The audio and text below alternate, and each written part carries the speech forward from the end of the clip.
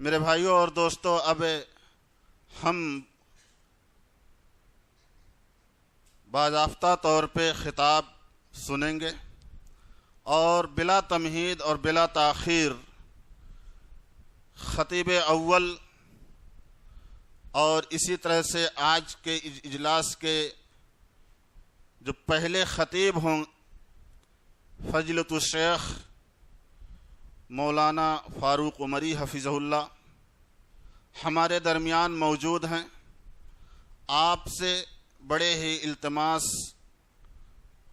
کے ساتھ گزارش کروں گا کہ وہ آئیں اور اپنے معاذ حسنہ سے ہم سامعین کو محظوظ فرمائیں۔ فضیلت الشیخ فاروق عمری حفظہ اللہ۔ السلام علیکم ورحمۃ اللہ وبرکاتہ۔ ان الحمد للہ نحمده ونستعینه ونستغفره ونعوذ بالله من شرور انفسنا ومن سيئات اعمالنا، من يهد الله فلا مضل له ومن يضلل فلا هادي له، واشهد ان لا اله الا الله وحده لا شريك له، واشهد ان محمدا عبده ورسوله۔ يا أيها الذين آمنوا اتقوا الله حق تقاته ولا تموتن إلا وأنتم مسلمون۔ يا أيها الناس اتقوا ربكم الذي خلقكم من نفس واحدة وخلق منها زوجها وبث منهما رجالا كثيرا ونساء، واتقوا الله الذي تساءلون به والأرحام إن الله كان عليكم رقيبا۔ يا أيها الذين آمنوا اتقوا الله وقولوا قولا سديدا يصلح لكم أعمالكم ويغفر لكم ذنوبكم، ومن يطع الله ورسوله فقد فاز فوزا عظيما۔ أما بعد، فإن خير الحديث كتاب الله، وخير الهدي هدي محمد صلى الله عليه وسلم، وشر الأمور محدثاتها، وكل محدثة بدعة، وكل بدعة ضلالة، وكل ضلالة في النار۔ أعوذ بالله السميع العليم من الشيطان الرجيم من همزه ونفخه ونفسه۔ بسم الله الرحمن الرحيم۔ واعتصموا بحبل الله جميعا ولا تفرقوا، واذكروا نعمة الله عليكم إذ كنتم أعداء فألف بين قلوبكم فأصبحتم بنعمته إخوانا۔ معزز محترم باوقار علماء کرام، ذمہ داران مسجد، بزرگوں، نوجوانوں، پردہ نشین ماں اور بہنوں، ساری تعریفیں حمد و ثنا اس اللہ رب العالمین کے لیے ہے جو خالق کائنات اور مالک ارض و سما ہے۔ اس کے بعد بے شمار درود و سلام نازل ہو ہم سب کے آخری نبی محمد الرسول اللہ صلی اللہ علیہ وسلم کی ذات گرامی پر، جن کی مختلف کوششوں کے نتیجے میں ہم تک دین اسلام پہنچا۔ محترم حاضرین، سب سے پہلے آپ کے ذہن و دماغ میں یہ بات رہنی چاہیے کہ آج کا یہ اجلاس، آج کا یہ پروگرام جو آپ کی اپنی اس مسجد میں منعقد ہے، یہ خاص طور پر ابن عثیمین فاؤنڈیشن جو ابھی چند ماہ قبل اپنی دعوتی سرگرمیوں کو لے کر ملک میں ابھر رہا ہے اور جگہ جگہ اپنے اس مشن کو آگے بڑھا رہا ہے، اور جامع مسجد اہل حدیث کامن گاؤں کے اشتراک سے آج یہ پروگرام منعقد ہوا ہے۔ ان کے جو ذمہ داران ہیں، اللہ تعالیٰ انہیں نظر بد سے محفوظ رکھے، اللہ ان کے حوصلوں کو جوان رکھے۔ خاص طور پر فضیلت الشیخ عبدالرب مدنی حفظہ اللہ جو اس ادارے کے سرپرست ہیں، ذمہ دار ہیں، آپ کی کاوشوں اور محنتوں کے سبب یہ ادارہ آگے بڑھ رہا ہے۔ اللہ اسے ترقی عطا فرمائے اور اخلاص کے ساتھ ہم سب کو کام کرنے کی توفیق عطا فرمائے۔ محترم دوستوں اور ساتھیوں، مجھے کچھ دیر افتتاحی کلمات کے طور پر بات کرنی ہے۔ ابھی میں ہمارے اس مسجد کے صدر ذمہ دار جناب حضرت حسین صاحب ساتھ بیٹھا ہوا تھا اور وہ تبصرہ کر رہے تھے۔ تھوڑی دیر میں ہی بہت ساری باتیں ہوئیں۔ ہم نے یہاں سالوں محنت کی ہے، سالوں کام کیا ہے، زمانے سے یہاں آ رہے ہیں، تو ان کی نظر گاؤں پر ہے اور گاؤں کے حالات پر ہے، یہاں کے مرد خواتین، یہاں کے لوگ کیسے رہتے ہیں۔ ان کی باتوں سے اندازہ ہو رہا تھا کہ درد ہے جو چاہ رہے تھے کہ میں کسی اور موضوع پر نہیں بلکہ یہ حوالہ دے کر کے کہ آپ یہاں زمانے سے آتے ہو، آپ کو بھی درد ہونا چاہیے، لہذا آپ اس موضوع پر بولیے۔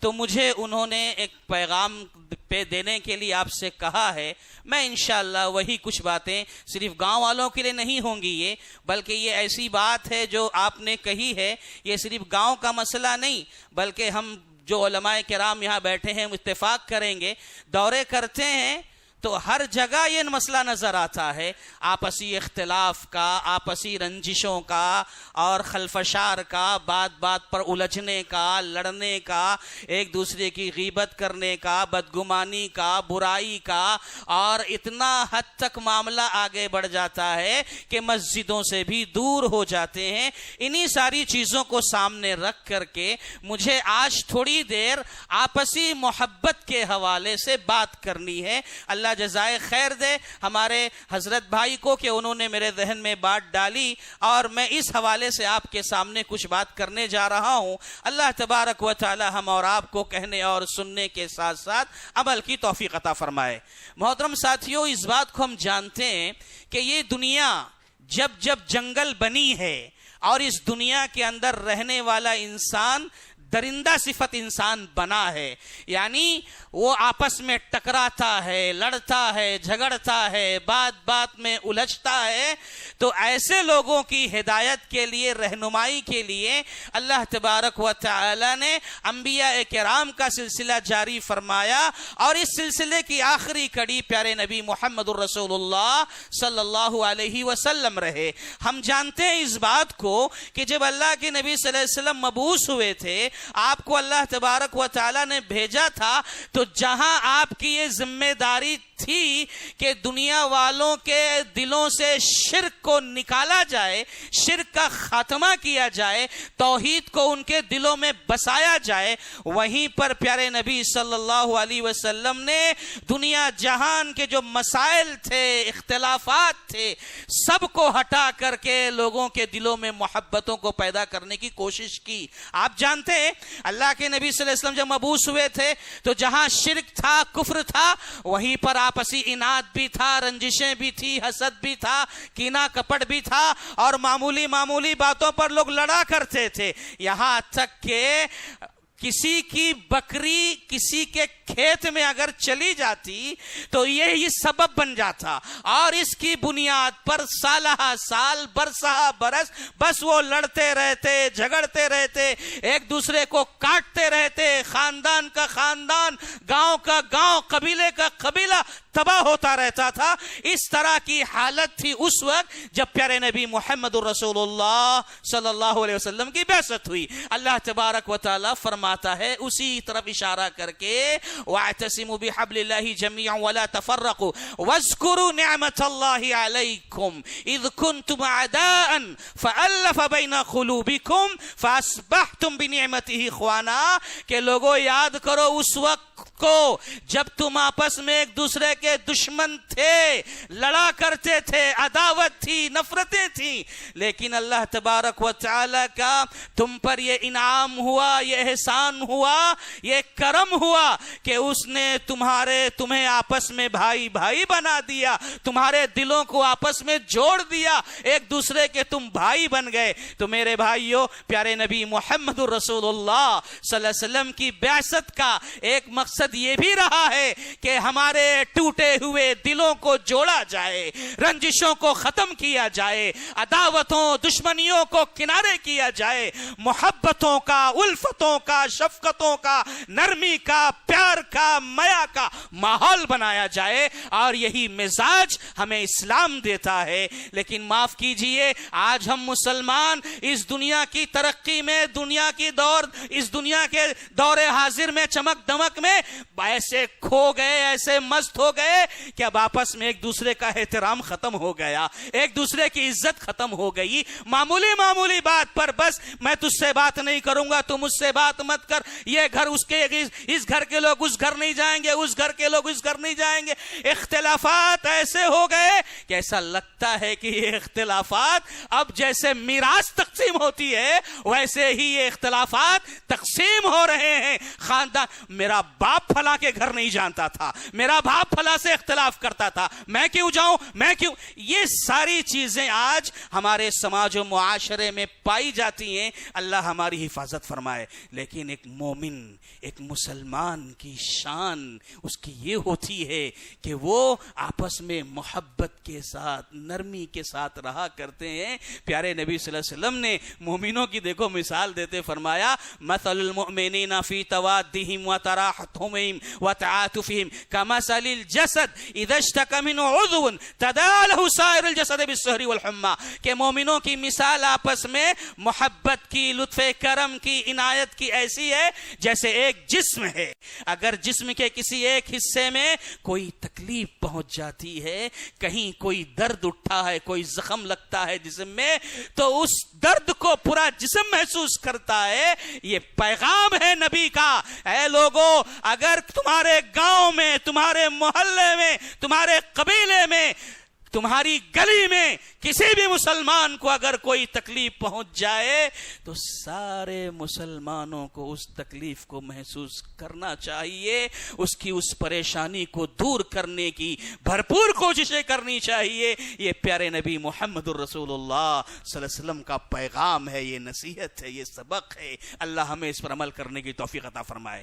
رہی بات آپسی محبت کی میرے بھائی, شریعت اسلامیہ میں, دین اسلام میں اس کی بھی بہت زیادہ اہمیت ہے کہ اختلافات سے بچتے رہو, لڑائی جھگڑے سے دور رہو اور محبتوں کو قائم کرو.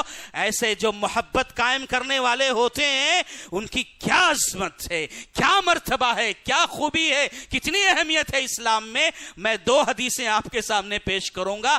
پہلی حدیث, پیارے نبی محمد الرسول اللہ صلی اللہ علیہ وسلم ارشاد فرماتے ہیں کہ کل قیامت کے دن 7 خوش نصیب لوگوں کو اللہ تبارک و تعالی اپنے عرش کے سائے میں جگہ دے گا, جہاں نفسی نفسی کا عالم ہوگا, لوگ پریشان ہوں گے, گرمی کی شدت و تمازت سے تڑپ رہے ہوں گے, جھلس رہے ہوں گے, وہاں سایہ نام کی کوئی چیز نہیں ہوگی. ایسے میں اللہ تبارک و تعالی 7 خوش نصیب گروہ کو, 7 خوش نصیب لوگوں کو اللہ تعالیٰ اپنے عرش کے سائے میں جگہ دے گا. اس میں ایک طبقہ وہ ہوگا, آپ نے فرمایا رجلانی تحابا اذا اجتمع علیہ واذا افترق علیہ, کہ 2 مسلمان, 2 لوگ جب یہ آپس میں ملتے ہیں تو ان کے درمیان محبت رہتی ہے, محبت بھری باتیں کرتے ہیں, اور جب جدا ہوتے ہیں تب بھی محبتیں باقی رہتی ہیں.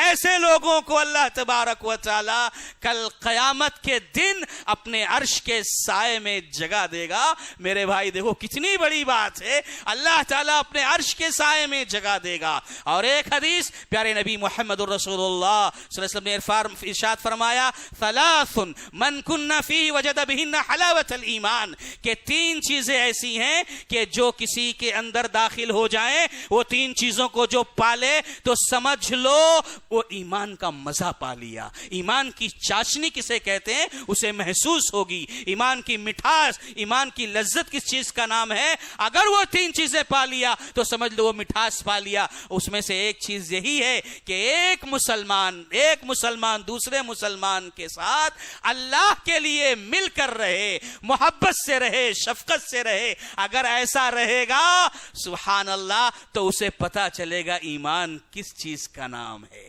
ایمان کا مزہ کیا ہے. میرے بھائی ہم لوگ ایمان کا مزہ محسوس کر پاتے ہیں کہ نہیں کر پاتے ہیں, یہ بھی ایک الگ موضوع ہے. ایمان کی مٹھاس, اس پر بھی لمبی گفتگو ہو سکتی ہے. لیکن ایک پہلو اللہ کے نبی صلی اللہ علیہ وسلم نے یہ بھی بتا دیا ہے کہ میرے بھائیوں آپس میں ایک دوسرے کے ساتھ مل کر اگر رہو گے ایمان کی لذت تمہیں ملے گی, ایمان کی مٹھاس تمہیں حاصل ہوگی, ایمان کی حلاوت و چاشنی تمہیں میسر آ جائے گی. تو بہرحال آپسی محبت کی شریعت اسلامیہ میں بہت زیادہ اہمیت ہے، اور ایسے دسیوں حدیثیں بھی آپ کے سامنے پیش کی جا سکتی ہیں، لیکن وقت محدود ہے، اس لیے میں تھوڑی تھوڑی باتوں پر تھوڑے تھوڑے حوالے پہ اکتفا کر رہا ہوں۔ اب آئیے، ایک پہلو یہ کہ جب محبتوں کی اتنی اہمیت ہے، لڑائی جھگڑے سے دور رہنا ہے، اختلافات سے دور رہنا ہے، آپس میں ایک دوسرے کا احترام کرنا ہے، ایک دوسرے کی عزت کرنا ہے، تو یہ محبت کیسے قائم ہوگی؟ کیسے قائم ہوگی؟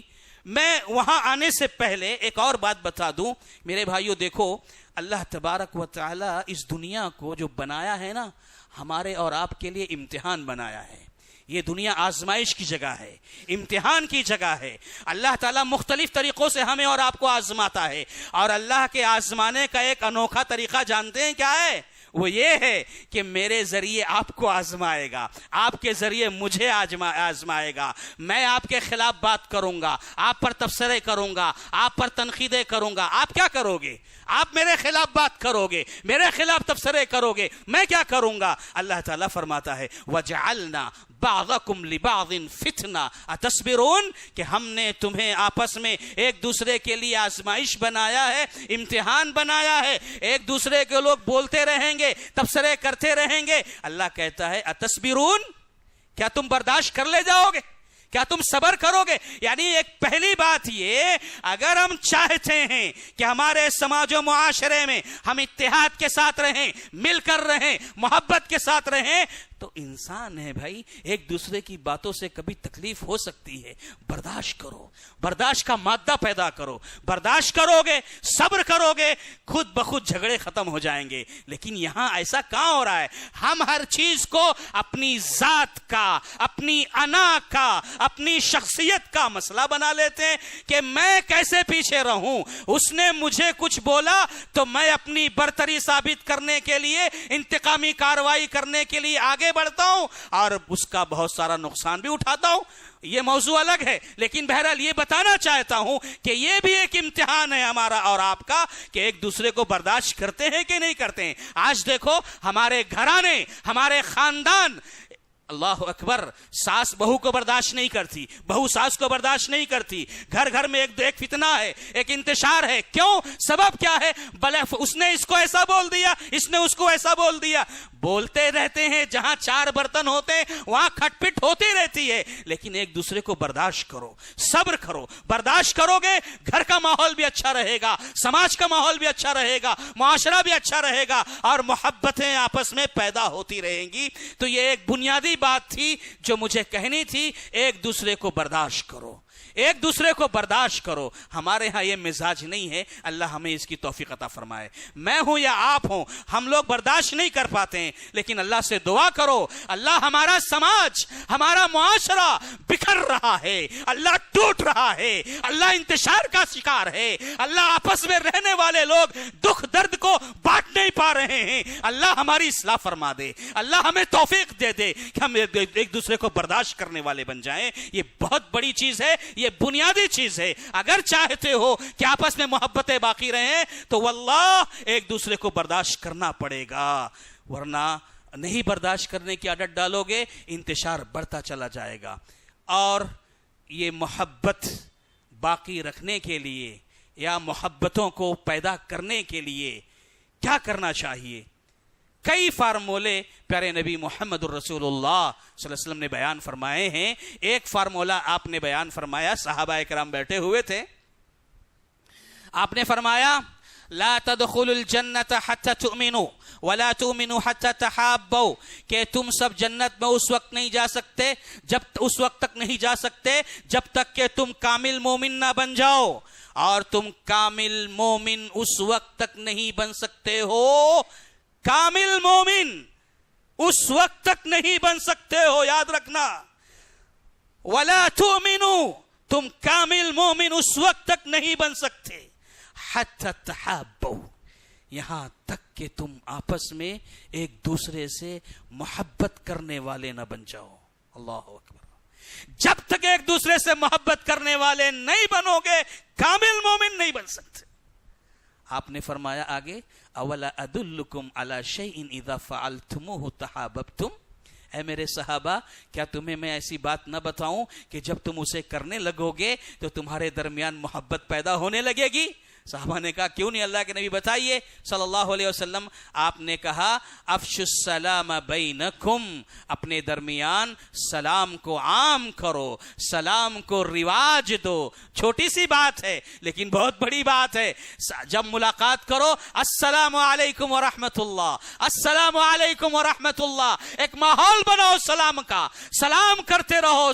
صحابہ ایک ساتھ مل کے سلام کر کے ساتھ جا رہے ہیں، راستے سے گزر رہے ہیں، بیچ میں کوئی چیز آ گئی، کوئی بڑا درخت آیا، کوئی پتھر آ گیا، کوئی چٹان آ گئی، دونوں الگ ہو گئے، پھر ملے، پھر السلام علیکم. اس طرح سے سلام کر کر کے لوگ اپنے دلوں میں محبتوں کو پیدا کیا کرتے تھے. آج میں کیوں سلام کروں، وہ نہیں کرتا، میں کیوں کروں، اس کو غرض ہوگی تو کرے گا. یہ آج ہمارا مزاج. اللہ ہم سب کی حفاظت فرمائے، چاہے میں ہوں یا یہ ہمارے سماج، یہ ہماری زمینی حقائق ہیں جو ہم اس چیز کو سمجھ نہیں پا رہے ہیں. اللہ ہم سب کی اصلاح فرمائے. تو سلام کو عام کرو، سلام کو رواج دو، اس کے ذریعے محبتیں پیدا ہوں گی انشاءاللہ. اور دوسری ایک بات یہ بھی ہے کہ جب کسی سے عبداللہ ابن سلام رضی اللہ تعالیٰ عنہ بیان فرماتے ہیں، وہ یہودیوں کے عالم تھے. عبداللہ بن سلام رضی اللہ تعالیٰ عنہ جب اللہ کے نبی صلی اللہ علیہ وسلم مدینہ آئے تو بہت دور سے دیکھا. عبداللہ بن سلام رضی اللہ تعالیٰ عنہ ابھی اسلام نہیں قبول کیے تھے، تو دیکھا نبی کو سامنے، نبی کو دیکھا جب دور سے، تو ان کی زبان سے نکلا کہ یہ کسی جھوٹے کا چہرہ نہیں ہو سکتا. عبداللہ بن سلام جو یہودی عالم تھے، نبی کا چہرہ دیکھتے ہی کہنے لگے یہ کسی جھوٹے کا چہرہ نہیں ہو سکتا. تو کہتے ہیں میں آگے بڑھا، محمد صلی اللہ علیہ وسلم کی میں نے بات سنی تو سب سے پہلی بات مدینہ جب نبی آئے اور عبداللہ بن سلام یعنی میں نے جو سب سے پہلی بات پیارے نبی صلی اللہ علیہ وسلم سے سنی وہ یہ تھی، اور وہ ایسا پیغام تھا جس کے ذریعے محبتیں پیدا ہوتی ہیں. کیا پیغام تھا؟ کہا پیارے نبی صلی اللہ علیہ وسلم نے فرمایا یا ایھا الناس، اے لوگو، اللہ کے نبی نے خطاب کیا، اے لوگو افشوا السلام، سلام کو عام کرو. یہ بات ہو چکی ابھی پچھلی حدیث میں. افشوا السلام، سلام کو عام کرو، سلام کرو گے محبت پیدا ہوگی. واتموا الطعام، کھانا کھلاؤ ایک دوسرے کو، ضیافت کرو ایک دوسرے کی، مہمان نوازی کرو، چھوٹے ہوں بڑے ہوں، امیر ہوں غریب ہوں فقیر ہوں، کوئی بھی ہو، دوستانہ ماحول بناؤ، کھلاؤ پلاؤ. اس سے کیا ہوگا؟ محبتیں پیدا ہوگی. واتموا الطعام. اور ایک تیسری بات فرمائی وصلوا الارحام، رشتوں کو نبھاؤ، رشتوں کو جوڑو، رشتہ داریوں کے حقوق کو ادا کرو، رشتوں کو توڑنے کی کوشش نہ کرو. یہ وہ باتیں ہیں کہ اگر بندہ اس کو انجام دے گا تو ایٹومیٹک خود بخود انشاءاللہ محبتیں پیدا ہونے لگیں گی. کھانا کھلانا، صلہ رحمی کرنا. اور ایک حدیث میں پیارے نبی صلی اللہ علیہ وسلم نے بھی بیان فرمایا تہادو تحابو، ایک دوسرے کو ہدیہ بھی دیا کرو، گفٹ دیا کرو، تحفے تحائف دیا کرو. ہدیہ چھوٹا ہی کیوں نہ ہو دینا چاہیے ایک دوسرے کو. ایک 2 روپے کا پین ہی صحیح ہدیے میں دے دو. اللہ کے نبی صلی اللہ علیہ وسلم ہدیہ دیا بھی کرتے تھے، لیا بھی کرتے تھے. آج ہمارے ہاں لوگ خالی لینا جانتے، دینا نہیں جانتے. کچھ لوگ لیتے ہیں ہدیہ، صرف دیتے نہیں ہیں، لیکن لینا بھی چاہیے اور دینا بھی چاہیے. اس سے کیا ہوگا؟ محبتیں پیدا ہوگی. یہ چند چیزیں تھیں جس سے معلوم ہوتا ہے اگر ہم ان کو اختیار کریں گے تو انشاءاللہ ہمارے درمیان محبتیں پیدا ہوں گی. اور اس کے علاوہ ایک بات یہ بھی بتا دوں کہ دین اسلام نے ایسی ساری چیزوں سے ہمیں اور آپ کو منع فرمایا ہے کہ اگر ہم اسے اختیار کریں گے تو اس کی وجہ سے سماج و معاشرے میں انتشار پیدا ہوگا، اختلاف پیدا ہوگا، بگاڑ پیدا ہوگا اور نفرتیں پیدا ہوں گی. اس لیے ہم کو کیا چاہیے؟ ان ساری چیزوں سے جس سے اسلام نے منع فرمایا ہے ان چیزوں سے بچنے کی کوشش کرنی چاہیے. جیسے میں سرسری طور پر ذکر کر دوں، آج ہمارے سماج و معاشرے میں جو برائیاں ہیں، خرابیاں پائی جاتی ہیں جس کی وجہ سے سماج میں اختلاف، انتشار، بگاڑ، فساد پیدا ہوتے ہیں، اس میں سے ایک غیبت کرنا ہے، پیٹھ پیچھے دوسرے کی برائی کرنا، چغل خوری کرنا، اس کی بات وہاں اس کی بات یہاں. یہ سب چیزیں ہیں جو سماج کو تباہ کرتی ہیں. ہم میں کچھ لوگ ایسے ہوتے ہیں جو یہاں کی وہاں، وہاں کی یہاں لگاتے ہیں. غیبت کرنا، چغل خوری کرنا، ظلم کرنا، ایک دوسرے کو حقیر جاننا، اور اسی طریقے سے ایسی بہت ساری چیزیں ہیں.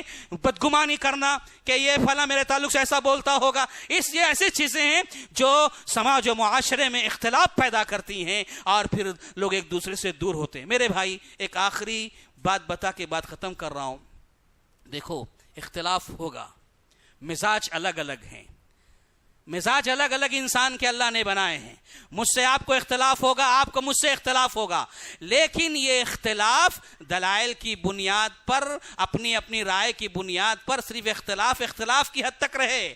اسے مخالفت کا رنگ نہ دو، ایسا نہ ماحول بناؤ کہ ایک دوسرے کو برداشت نہ کریں. جیسے میں آپ کے سامنے ایک حوالہ دے کر کے بات ختم کر دیتا ہوں، اور میں یہ حوالہ اکثر دیا کرتا ہوں، بارہا دیا کرتا ہوں تاکہ ہم سب کی اصلاح ہو جائے. صحابہ کرام میں بھی ایسے بہت سارے مسائل میں اختلافات رہا کرتے تھے، اور اس کے باوجود وہ لوگ محبت کیا کرتے تھے آپس میں.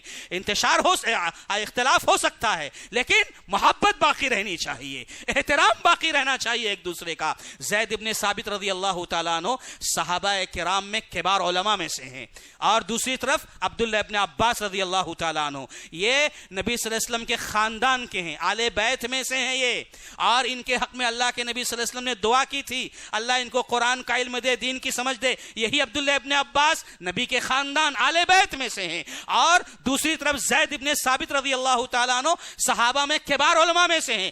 دونوں کے درمیان شدید اختلاف، بہت سارے مسائل میں شدید اختلاف، ایک دوسرے کو برداشت نہیں کرتے رائے دینے کے معاملے میں، شدید اختلاف. لیکن اس کے باوجود ان دونوں کے درمیان ایک دوسرے کی محبت کیسی تھی، اللہ اکبر، کیسا احترام تھا. جب کبھی زید ابن ثابت رضی اللہ تعالیٰ عنہ اونٹنی پر سوار ہو کر آتے، عبداللہ ابن عباس دیکھتے تو ان کا استقبال کرنے کے لیے جھٹ سے آگے بڑھتے، اونٹنی کی نکیل پکڑ کر ساتھ ساتھ چلنے لگتے، اور جب انہیں اترنا ہوتا اپنے ہاتھ آگے بڑھاتے، سہارا دیتے کہ اتریں، مجھے سہارا بنا کر نیچے اتریں. تو زید ابن ثابت کیا کہتے؟ تنحا تنحا، دور ہٹو دور ہٹو، ایسا مت کرو، یہ کیا کر رہے ہو؟ تو زید ابن عبداللہ ابن عباس رضی اللہ تعالیٰ نے جواب دیتے، ہاکذا امرنا ان نفعل بعلمائنا، ہمیں یہ اس بات کا حکم دیا گیا ہے کہ ہم اپنے علماء کا اسی طرح احترام کریں، اپنے علماء کی اسی طرح عزت کریں، اپنے علماء کے وقار کو اسی طرح باقی رکھیں، یہ ہمیں حکم دیا گیا ہے.